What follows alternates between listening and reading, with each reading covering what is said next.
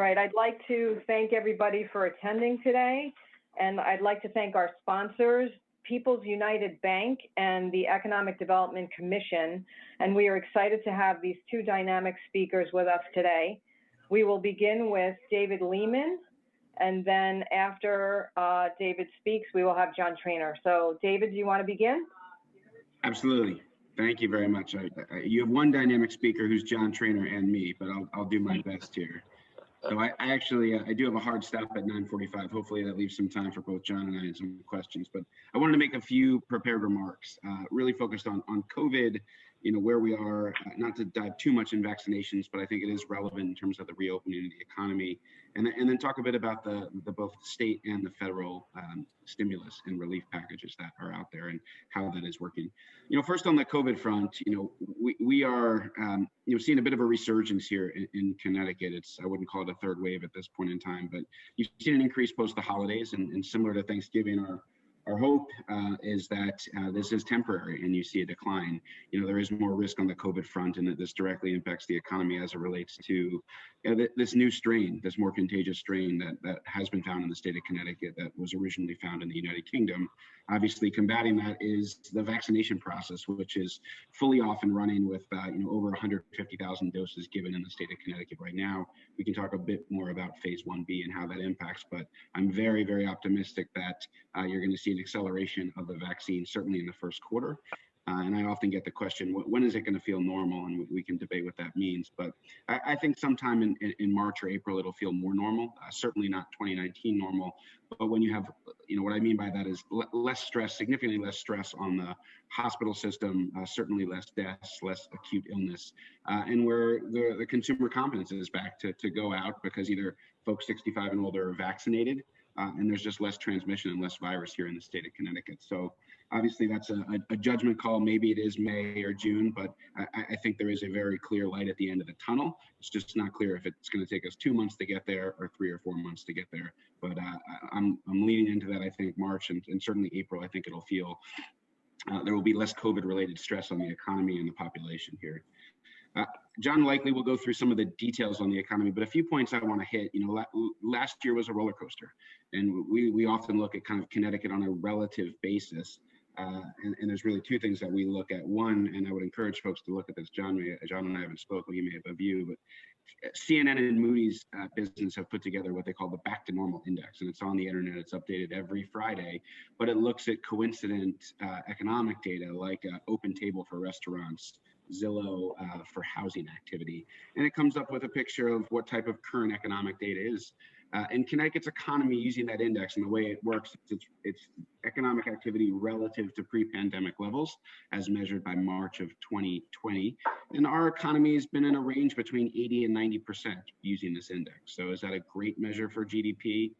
Time will tell, but right now we're on the lower end of that range. In the late summer, when there was less virus, there was higher confidence. We were close to 90% and we were a top performer. Right now we're in the middle of the pack as it relates to the current economic activity, as measured by that index, again, around 80% activity. I think that will increase again. It's largely, and what we've seen through the data is it's largely a function of consumer confidence, not necessarily what the government says can or can't happen.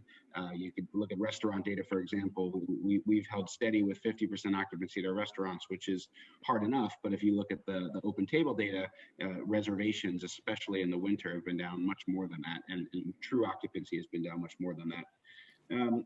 If you look at the recent GDP data, Connecticut was again close to the middle of the pack. I think our third quarter GDP, which came out at the end of December, was up 32.6%. That puts us, I think, 32nd out of the 50 states, so a little bit back of the median, and certainly where we want to be.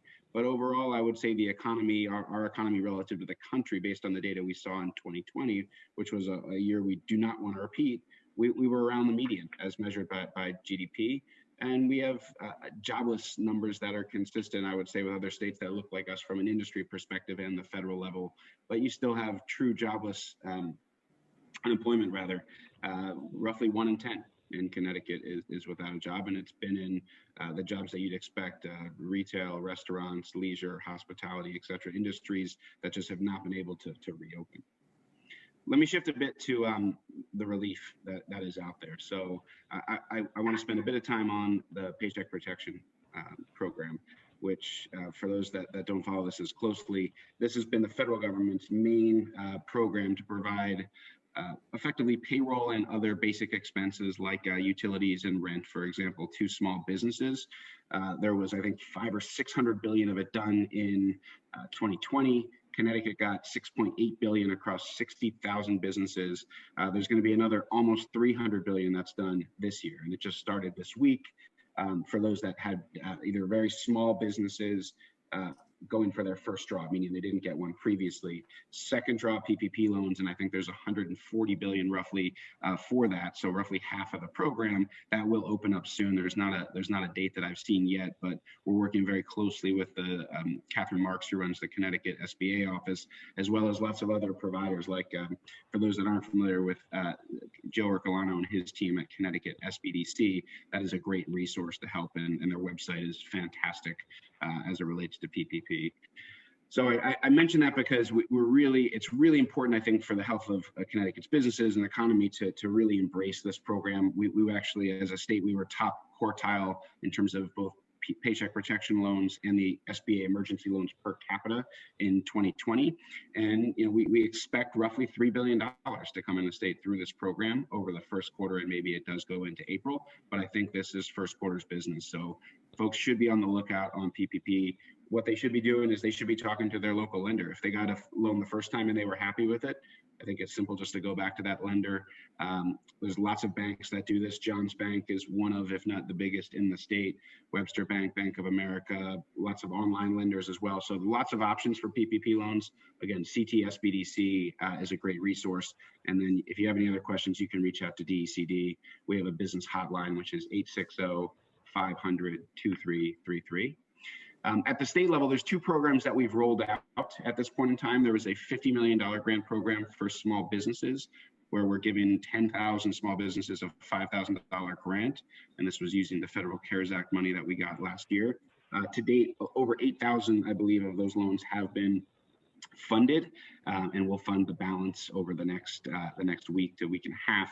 We did have over 18,000 businesses apply for what are 10,000 loans. So, there is going to be a shortfall there, and we'll see if we can stand up another program. But right now we're really focusing businesses on PPP, as that is going to be the most significant money that comes into the state of Connecticut. The second program we did in December and just completed last week was called the Business Recovery Grant Program. And by the way, all of this information is up on the DECD website at ct.gov. But this was a program where we helped 2,000 businesses, just over 2,000 businesses. These were generally larger businesses, but with between a $10,000 and a $30,000 grant, again, for similar purposes, for payroll, for utilities, for rent, and the like.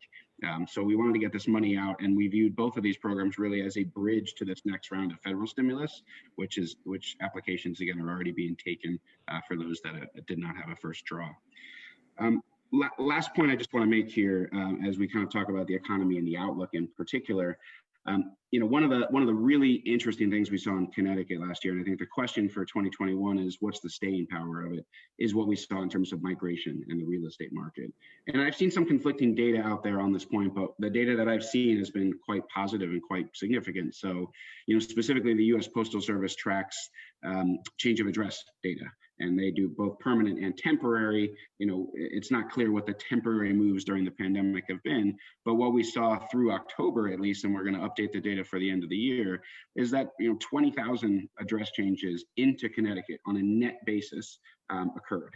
Now, the vast majority of that was from New York, but you also saw it from Massachusetts, you saw it from New Jersey, California was also on the top 5 list.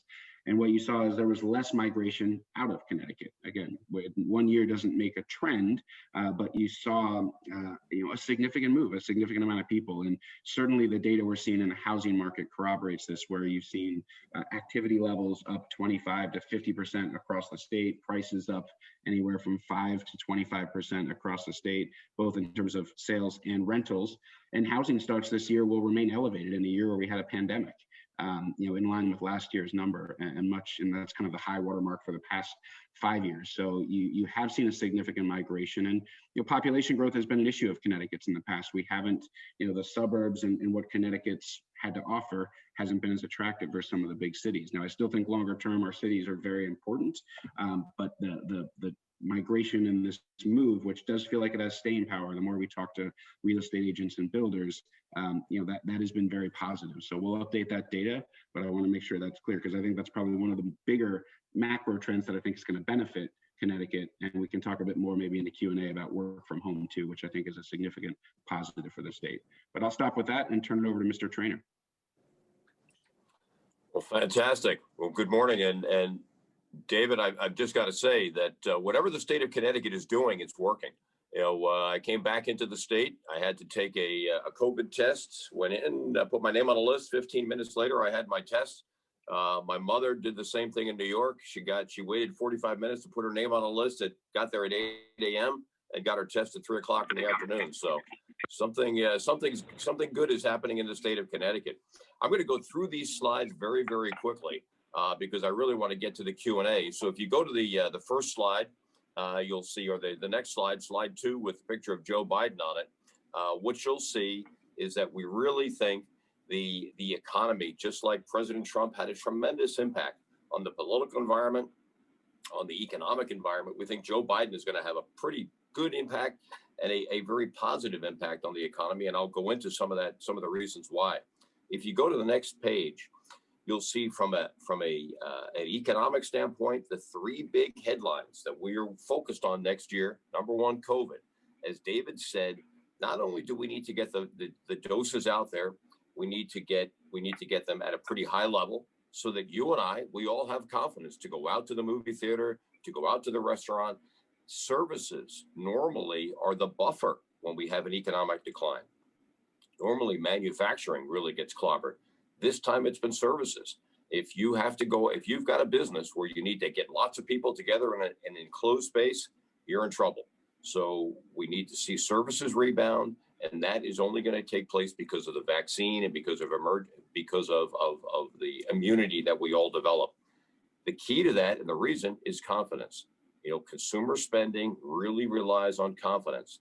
Business spending really relies on confidence. You've got to be pretty confident in your business to go out and say, I'm going to expand this business. I'm going to invest in another piece of equipment. I'm going to expand my plant. Well, what we believe is that we're actually going to see an uptick, especially here in Connecticut. We think we're going to see an uptick in capital spending next year. There's an awful lot going on the manufacturing side. Inventories are very, very lean. So we think we're setting ourselves up for a positive environment for capital spending.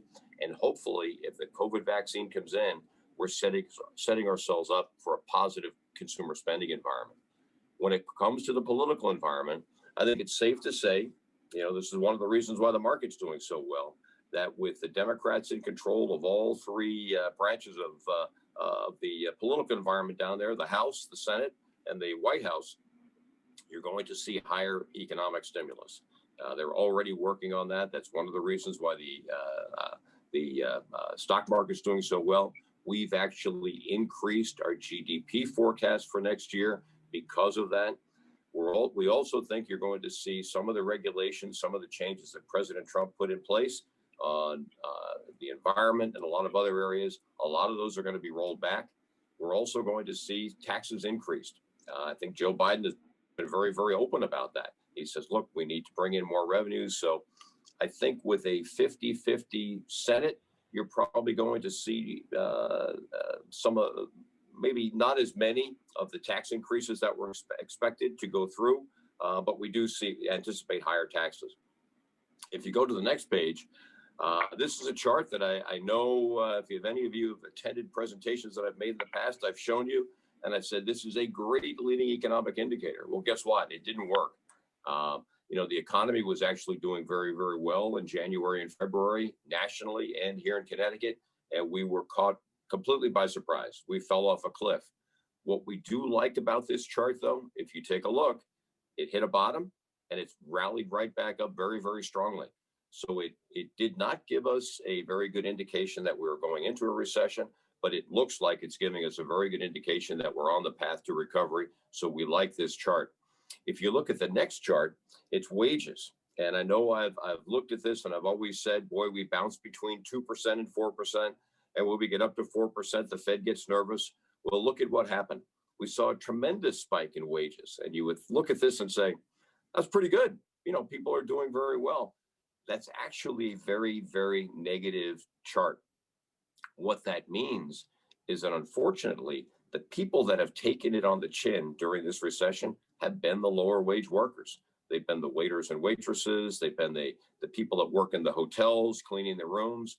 Lower wage workers have disproportionately suffered during this recession. So the fact that that spiked is a bad sign. That it's coming down is a very good sign, because that means we're rehiring some of the low wage workers.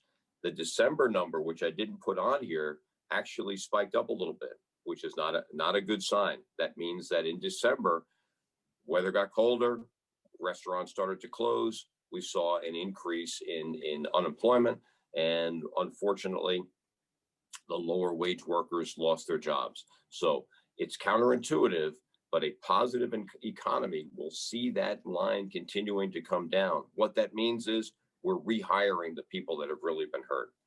If you take a look at the next chart, these were two charts that were side by side in The Economist a couple of months ago, and I thought they were fantastic.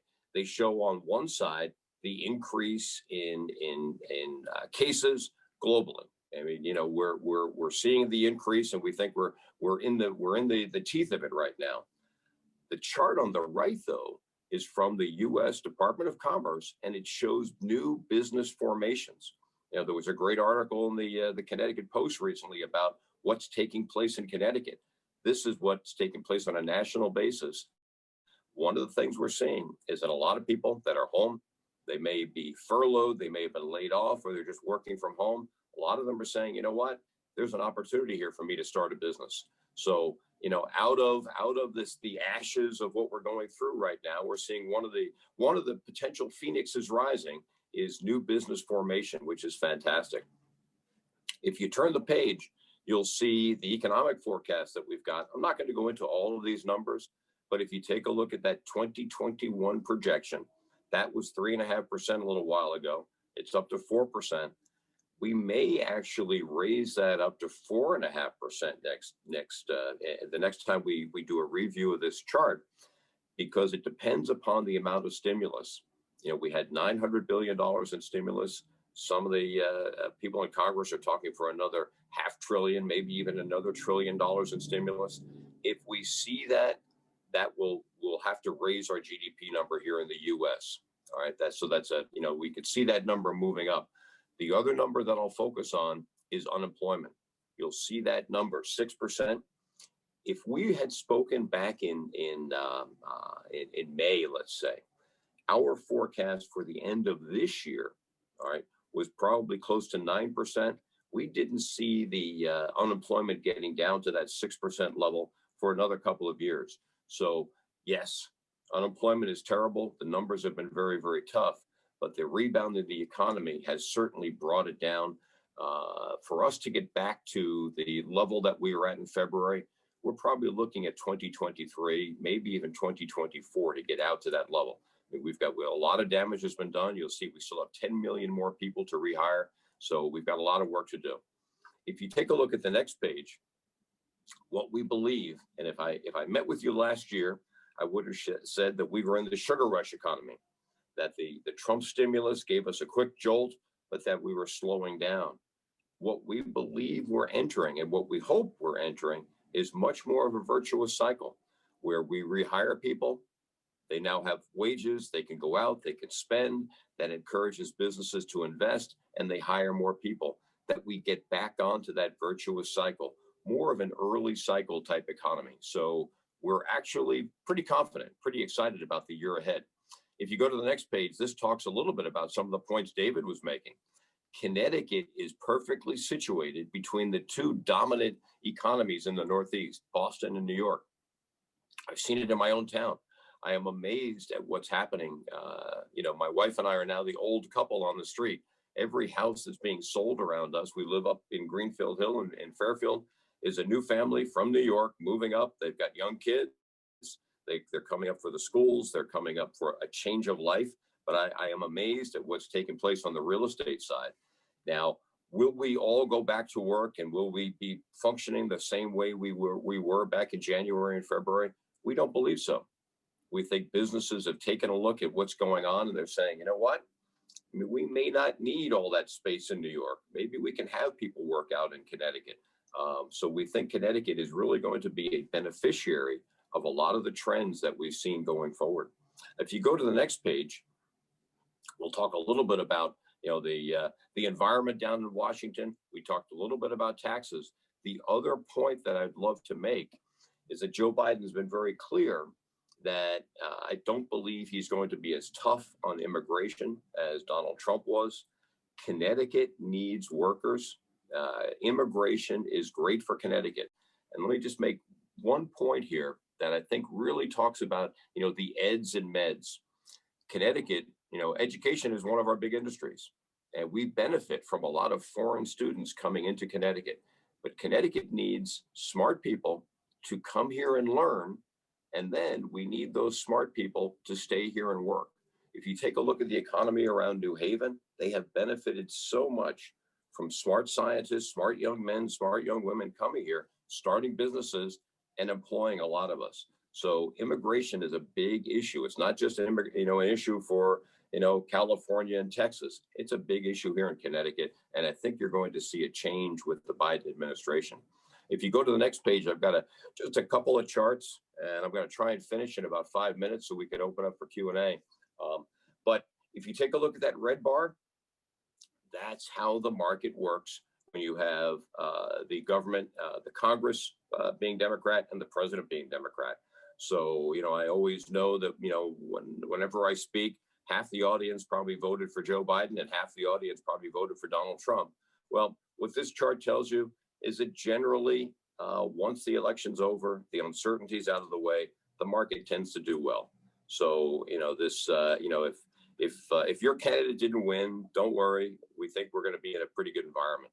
If you go to the next slide, what you'll see is some other data on divided government, unified government, and no matter what, we'll do well. We'll do well.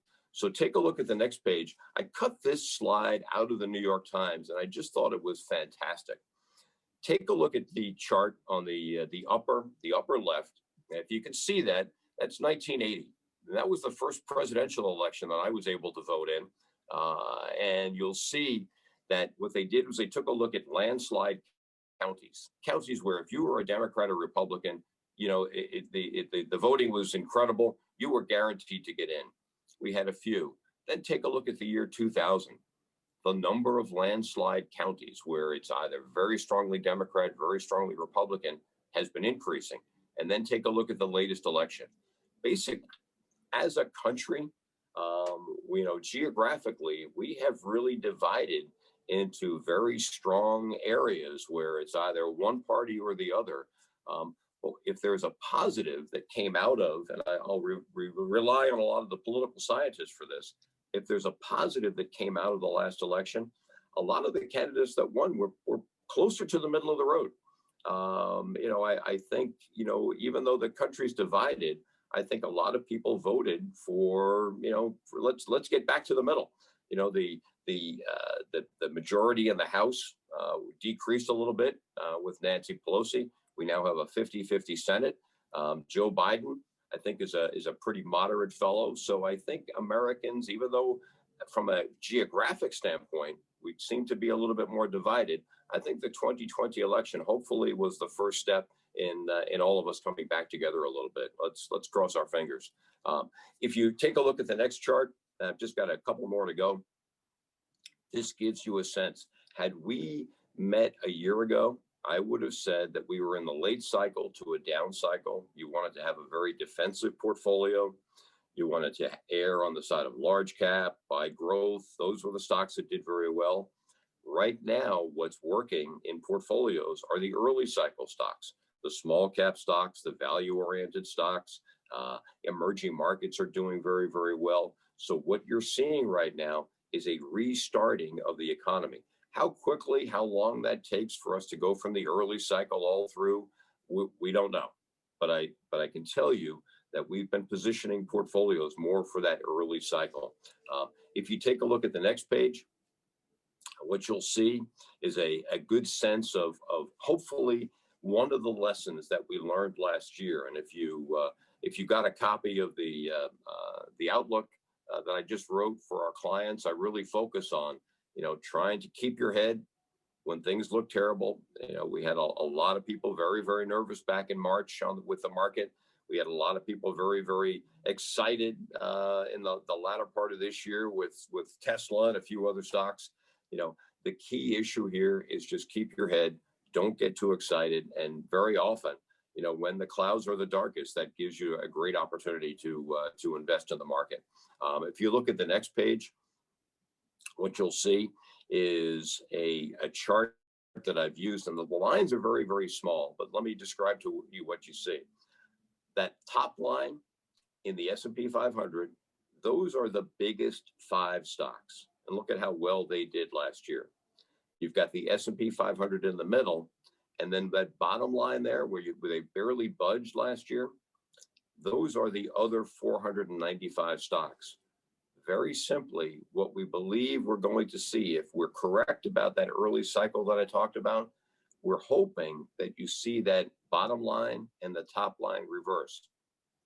That the tech stocks, not that they need to go down, but that they slow down and the other 495 stocks do well.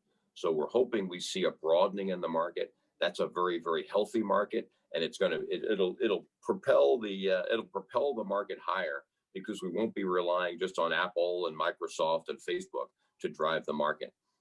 If you turn the next page, you'll see the growth versus value chart. And again, growth stocks, that green area, growth stocks have been great participants. You'll see there have been a couple of times when growth stocks have gone down, but they've continued moving up. That latest little chart, this is through the end of December, shows you that they've started to move down. I don't know whether we're yet going to be moving into one of those white areas where value stocks do very, very well. But what this chart tells me is that growth stocks are very, very expensive. They've been in an uptrend since 2006. So starting in July, we started to move portfolios away and move them more toward value. So pay attention to this chart. And then the next chart that we've got in there gives you a little sense of what our concluding thoughts are for the rest of the year. Number one, our traditional indicators didn't work, but we believe they're giving us a good indication about where we're going, and where we're going is positive. We see, once we have this spurt, we see us probably returning in 2022 and 2023 back to a slower growth economy. We don't see us going, continuing at 4% growth. We see us slowing down. We think companies, I can see this in the bank, we think we're going to be increasing dramatically spending on technology, but we would love to see Connecticut benefit from that increase in the focus on our industries here. Our manufacturing in Connecticut is really advanced manufacturing, high tech, biotech. It's really positioned for the economy that we see going forward. And for the markets in general, we're positive on the markets, and we see us going to a sort of an early stage, more of a beta, more of a risk on type market. So I'll stop there, and I would love to. I learned an awful lot when I listened to David, so I'd love to get to the Q&A.